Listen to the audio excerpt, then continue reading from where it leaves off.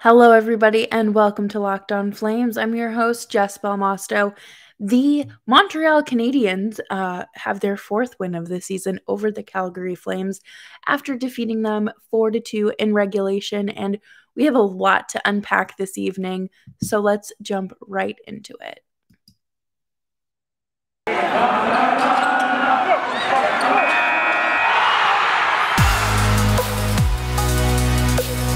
You're Locked On Flames, your daily podcast on the Calgary Flames. Part of the Locked On Podcast Network, your team every day.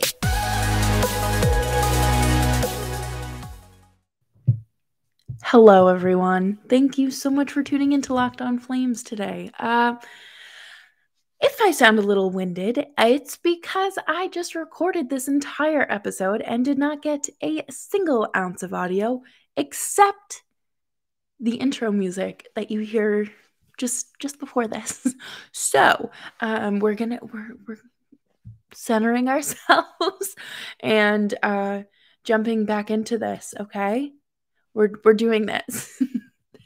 The Flames kicked off a road trip this evening in Montreal, so just about 45 minutes north of me, but I couldn't be there because I don't have a passport.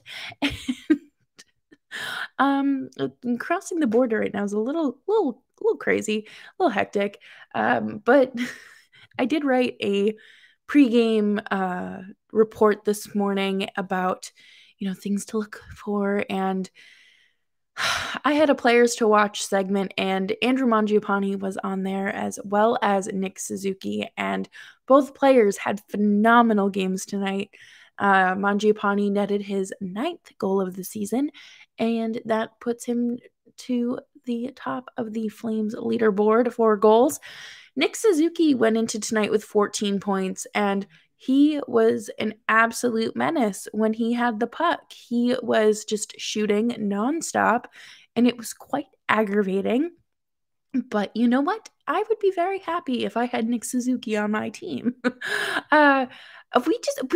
One thing we need to talk about, though, is that odd sequence in the second period, okay? I can't talk about anything else besides, before we get into this, okay? When it happened, I knew that this was going to be one of the first, if not the first things I talked about on the show because of how outrageous it was. So I don't even know. So the Flames were up 2-1, and then the Habs scored, tying it up, and then Gudbranson cross-checks Gallagher in the neck, and then Gudbranson takes a late hit from Tyler Toffoli, which was deserved, and then Chris Tanev grabs who he thought was Toffoli, and then starts swinging at him, and just really great stuff. And none of this is called for a penalty, okay? There's no cross-check call, there's no late hit call, there's no 5 for fighting call, there's none of it happens. And it was unfolding, and it just felt like, have you ever put Mentos in a soda bottle?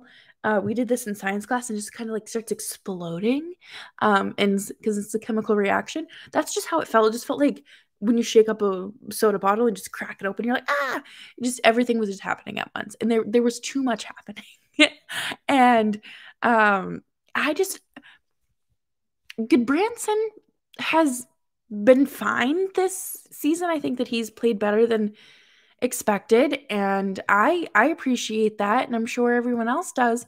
But when he goes out there and decides to try to decapitate someone, you have to look at him and say, what's wrong with you? And is there going to be supplemental discipline for that, especially because the league has decided that they want to crack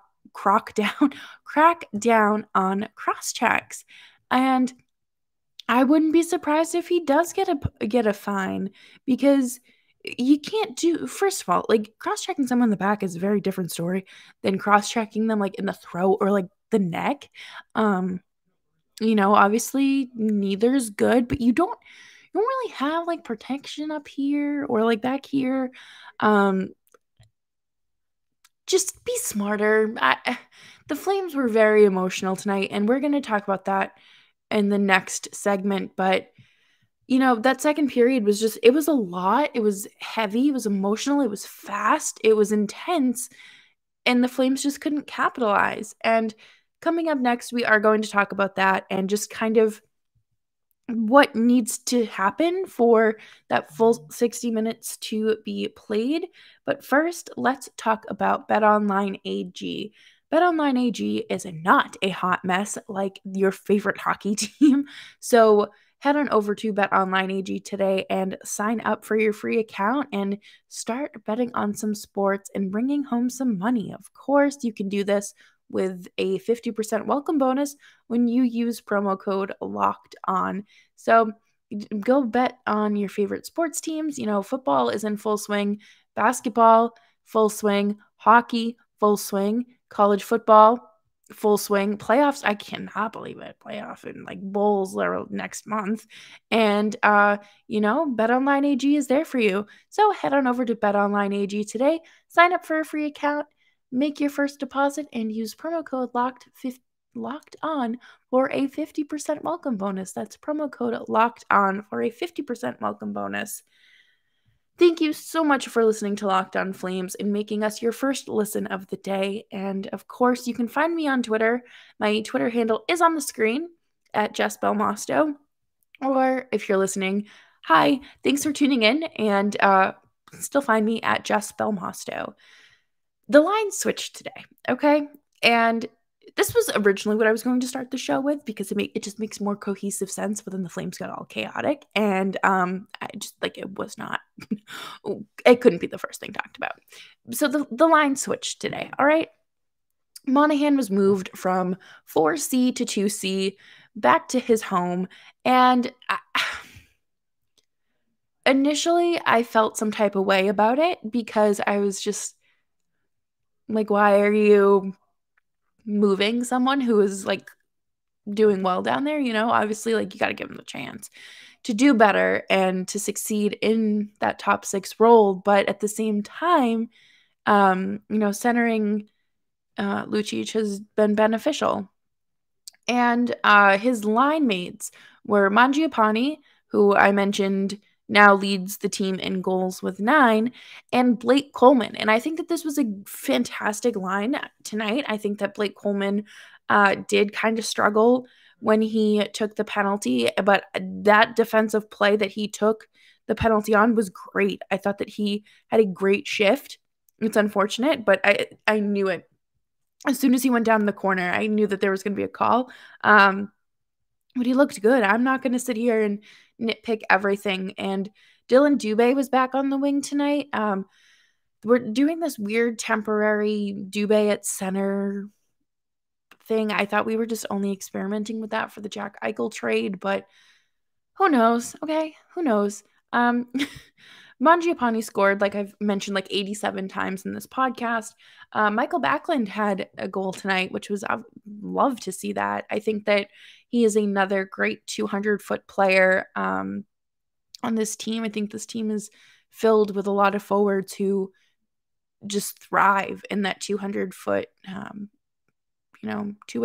two-way forward situation. I think it's great to see, and I love to see it, especially from Backlund. I mean, he has been talked about and considered for captaincy and things like that, and him kind of sliding through the lineup is, obviously you love to see it. All right, I'm not going to sit here again and nitpick every single thing that goes down in the lineup because we're gonna take the good when we can. And I think after 2 straight losses, you kind of have to start, really appreciating the good. But one thing I wanted to touch on is the fact that this team is coming alive during the second period, because it was just last week when this team made the second period the most miserable 20 minutes of hockey in on the planet. Because I don't know what it is. I don't know what it was, but they just could not do anything. It was slow. It was boring. There were no emotions there, and they have done a complete 180, and they're emotional. They're fighting. They're shooting the puck. They're drawing penalties. They're fast. Like, they're skating fast. And no offense, but like, you can go back and listen to my first season covering this team, and they looked like a beer league team. Now they actually look like a professional hockey team. And I would like to thank Daryl Sutter for that. But I mean, doing all that is great, but you need to be able to play a full 60 minutes of hockey. It's that simple. And I would rather than play at 80% in the second period to push through and then get that extra 20% to get them through the third period. They have been collapsing in the third period, and it's not easy to watch. And they let up 3 goals against the Sharks in the third period on Tuesday. They let up 2 to the Habs tonight, and it's just not. It's frustrating, and there was a little bit of regression against San Jose, and then I feel like we saw the same thing tonight against the Canadiens, and I don't think it was like a bigger step back. I just think that it was it just wasn't pretty. It wasn't pretty hockey, and it wasn't the Flames that we're kind of used to. And I'm hoping that they they figure out a way to get it together, because this team has a true chance of a successful season if they figure out a way to push through a 60-minute game. And you know what? Maybe they are tired, okay? I don't blame them. They just had a really good run, but they play Toronto tomorrow night, second half of a back-to-back. Let me look up real quick. I don't think the Leafs have played much. Okay, how can I see? Okay. Yeah, they played Wednesday. So they've had Thursday off. So Friday. Yeah. And I'm sorry, but that's hard. And did they lose? I think they lost. No, they won. I just can't read, apparently. The Flames are going up against a very competitive team in the Atlantic Division, and it's not easy to play defense against players like Austin Matthews and John Tavares. I think that I don't like praising Toronto, okay? It is just not something that comes naturally for me, and not something that my brain can just like I can say, oh yeah, I really like how Sebastian Aho plays hockey. I think he's a great goal scorer. I think he's fantastic. That I can't say anything naturally like that about the Maple Leafs. I can't. I think that obviously Austin Matthews is a good hockey player, and he's just not an easy hockey player to go up against, and I think things are going to look a little mismatched. I think our defense will be okay, like in comparison to their defense. But does Markstrom get the night off, or is he going to say, no, I'm going against Toronto? I think it would be fair to put Vladar in. I don't know how much you want to risk, and how much ground you want to lose on this road trip. Are they in a little bit of a safety net because they did have that point streak? Sure. Yeah, I mean, I would consider so, but you don't want to have to rely on that streak for too long. You don't want to have to always be making up ground. You want to be gaining ground. And that's not something that I have to explain to you guys, because you're pretty smart. And so they have Saturday off, and then they play the Ottawa Senators on Sunday, which will be interesting. I talked about it on Wednesday's episode regarding, are Brady and Matthew going to stretch together? Because last season Matthew was told not to stretch with his brother anymore, and this is more than likely his first time seeing Brady since the announcement. And I think it would be fair for them to stretch together and, do that. Pre-game rituals, but whatever. I'm not the coach. I don't make decisions, so we'll have to keep an eye on that as well. And gosh darn it, I just hope the Flames can just walk away with a point tomorrow. I don't know. I'm very concerned. I'm very I don't know. I'm hoping that Daryl Sutter can figure out a way to tweak the minutes or the timing of shifts in the second period, so these guys have enough gas left in their tank to keep pushing for the final frame of hockey. Coming up next, we are going to talk about we're going to shift gears a little bit. I'm just throwing out a content warning right now. We are going to be talking about the Chicago hockey team situation and some of the latest reportings from their legal team and their incompetencies. So just as a heads up for that, if you want to tune out now, I completely understand. It is almost midnight when I'm recording, so if you are like me, you'll probably be listening to the Taylor Swift Red version, or Red Taylor's version re-recordings soon. So if you are a Taylor Swift fan, or if you have a favorite song in general, your homework assignment is to leave it in the comments on this podcast, leave it in a review on Apple iTunes with a 5-star rating, or tweet it to me at Jess Belmosto. But yes, if you're tuning out, I completely understand, and I will see you next time.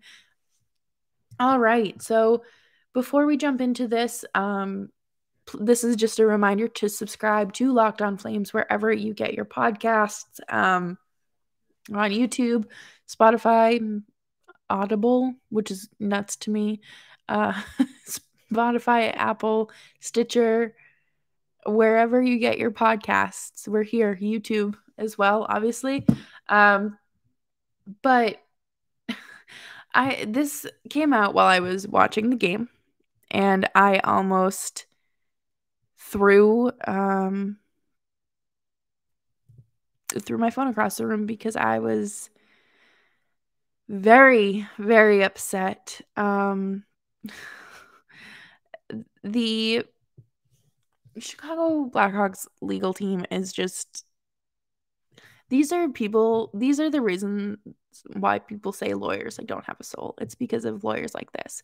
So Rick Westhead tweeted, a lawyer for the Chicago Blackhawks today wrote to Kyle Beach's attorney to say the team is refusing to make a settlement offer because the sides have quote, very different views, unquote, on what would constitute a fair resolution on this lawsuit. The NHL team wants to retain a mediator. Personally, I think that the only fair thing you can do is just abolish the team. And also give Kyle Beach every penny that has been made since his departure. But anyways, in a second letter regarding John Doe 2, the Blackhawks attorney wrote that while the team will provide therapy for him, the team wants to review his medical records, school transcripts, and income records before it can understand how the assault by Brad Aldrich impacted his life.